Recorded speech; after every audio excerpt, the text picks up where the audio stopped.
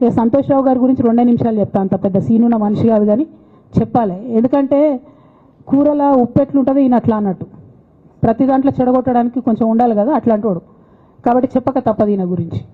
చెప్పులో రాయి చెవులో జోరిగా అంటాం కదా అట్లాంటి టైపు. కాబట్టి ఖచ్చితంగా చెప్పాలి. విషయం ఏంటంటే ఈయన ధనదాహం ఎట్లాంటిదంటే సంతోష్ రావు గారిది రామన్న కాన్స్టిట్యున్సీ కేటీఆర్ అన్న కాన్స్టిట్యున్సీ నేరెళ్లలో ఇసుక లారీ గుద్ది ఒక దళిత బిడ్డ చనిపోతాడు. సరే దాని మీద పాపం అక్కడ ఆ రోజు అందరు యాజిటేషన్ చేస్తే ఈయన సంతాన అడ్వాంటేజ్ ఏంది, ఇక్కడ కూర్చుంటాడు కదా సార్ దగ్గర, సీఎంఓలకి వెళ్ళి ఫోన్ చేసి అక్కడ ఉన్న పోలీసు వాళ్ళందరినీ ఒత్తిడి పెట్టి 7 దళిత బిడ్డల్ని కొట్టినరండి. 3-4 సార్లు 3rd డిగ్రీ వేస్తే ఇలా 7 కుటుంబాలు కూడా వాళ్ళు ఎందుకు కూడా ఏ పని చేసుకోలేనటువంటి పరిస్థితులలో ఆ దళిత బిడ్డలు ఉన్నారు. అది మొత్తం రాజకీయంగా బ్లేమ్ అంతా రామన్న మీదకి వచ్చింది. ధనదాహమేమో సంతన్నది, నేరం చేసిందేమో సంతన్న, వీడికెళ్ళి ఫోన్లు చేసి ఒత్తిడి చేసి కొట్టిపించిందేమో సంతన్న, చెడ్డ పేరేమో రామన్నకు వస్తుంది. ఈ ఎగ్జాంపుల్ చెప్పడం కోసమే నేను ఈయన గురించి చెప్తున్నా, వేరే ఏం లేదు. ఇక సరే టానిక్ వీనిక్ ఈ వీటిలో వచ్చిన కేసులు ఏమవుతాయి? రేవంత్ రెడ్డి గారు ఆర్భాటంగా ఒక అనౌన్స్మెంట్ చేస్తారు. నేను ఇంతకుముందు చెప్పిన కదా మ్యాచ్ ఫిక్సింగ్ ఎట్లుంటుందంటే 1 డే న్యూస్ అవుతుంది. టానిక్లో ఈయన మీద కేసు పెట్టిరని 3వ రోజు పోలీసు వాళ్ళు ఎఫ్ఐఆర్ కొట్టేసారు. మీరు ఇంకా కనుక్కోండి. కాజ్ చేసేసారు, కేసు మూసేసారు. ఏం అండర్స్టాండింగ్ ఉంది ఎందుకు మూసేసారు? At the same time Harithaharam, తెలంగాణకు హరితహారం అని పెద్దలు కేసీఆర్ గారు పెద్ద కళతోని 230 కోట్లు అక్కడ గోబీ డెజర్ట్ల వాళ్ళు చెట్లు పెట్టి చైనాను కాపాడుకున్నారు. మనం అదే స్థాయిలో తెలంగాణను బాగు చేసుకోవాలని పెద్దసారి హరితహారం అని పెడితే ఈయన దానికి నకిలీ ప్రోగ్రామ్ గ్రీన్ ఇండియా ఛాలెంజ్ అని పెడతాడు. తెల్లారులేస్తే సినిమా వాళ్ళని తీసుకురావాలి, రోజు ఒక ఫోటో వేసుకోవాలి. దాని వెనుక ఉన్న కుట్ర ఏంటంటే జీవో అమెండ్మెంట్ అవుతుంది సంతోష్ గారి గురించి. ఆ ఫారెస్ట్లను 10% ఇన్కమ్ ఎవరన్నా ఇస్తే అమ్యూజ్మెంట్ పార్క్లకు ఇస్తారన్నట్టు. దానికోసం జీవో అమెండ్ అవుతుంది. దానికి ప్రభాస్ గారిని, చిరంజీవి గారిని, అనేక మంది సినిమా స్టార్లను మోసం చేసి వాళ్ళని తీసుకుపోయి వాళ్ళతో ఫోటోలకు పోజులు ఇప్పించి ఫారెస్ట్లను కొట్టేయాలని ప్లాన్ అయినది. ఇక ఈయనకి 2-3 మనుషులు ఉంటారు సంతనకి. ఆయన పోచంపల్లి శ్రీనివాస్ రెడ్డి అని ఎమ్మెల్యే. ఇది నాకు విషయం ఎవరు చెప్పారంటే మన పల్లరాజేశ్వరరెడ్డి అన్ననే చెప్పిండు. మీకు ఏమైనా డౌట్లు ఉంటే ఆయన అడగొచ్చు.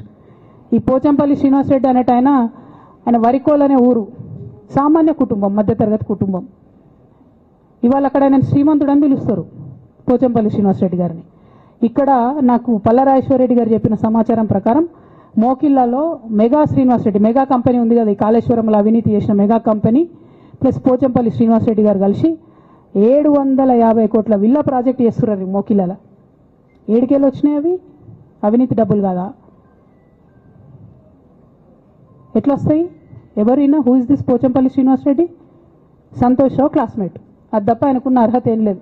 ఆయనకి ఎమ్మెల్సీ వస్తుంది, కాంట్రాక్ట్లు వస్తాయి, ఇంకేందో వస్తాయి. అట్లనే నవీన్ రావు అని ఇంకొక ఎమ్మెల్సీ ఉంటాడు. ఆయన డైరెక్ట్గా మా ముఖం పట్టుకొని అందరం కూడా అంటాడు, నాకు ఎమ్మెల్సీ ఇచ్చింది కేసీఆర్ గారైనా నాకు దేవుడు సంతోష్ అంటాడు ఆయన. నిన్న మొన్న వాళ్ళ ఫాదర్ని పట్టుకున్నారు పేకాటల. ఏమైంది కేసు? ఆల్రెడీ నవీన్ రావు గారు పోయి మన ముఖ్యమంత్రి గారు కాళ్ళు పట్టుకున్నట్టుగా తెలిసింది. వాళ్ళ తండ్రిని విడిచిపెట్టారు, ఈయన మీద భూ కబ్జా కేసులు ఉంటే అవి విడిచిపెట్టారు.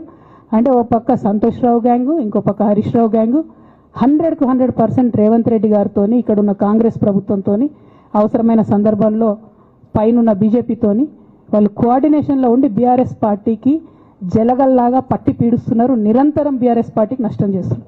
ఎంత దారుణానికి ఒడిగట్టిరంటే ఆఖరికి నా ఓటమితో ప్రారంభమైంది అది.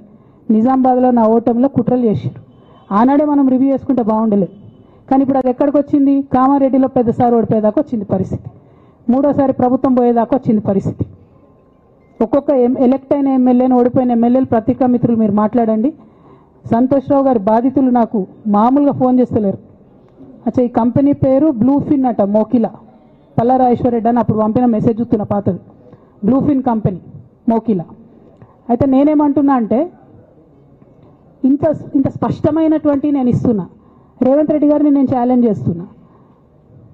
మరి ఎందుకు మీకు మీ ఏసీబీ వాళ్ళకు వీళ్ళ ఇండ్లు అడ్రస్లు దొరుకుతలేవా? ఏం అండర్స్టాండింగ్ ఎందుకు లేదు మీకు? లేకపోతే మీరు చర్యలు ఎందుకు తీసుకుంటలేరని నేను సూటిగా రేవంత్ రెడ్డి గారిని ప్రశ్నిస్తున్నాను. ఇక తర్వాత వారు ఏం చేస్తారన్నది నాకు సంబంధం లేదు. ఇక నేను మాత్రం పర్టికులర్గా మళ్ళీ ఒకసారి నా బీఆర్ఎస్ పార్టీ కుటుంబ సభ్యులందరికీ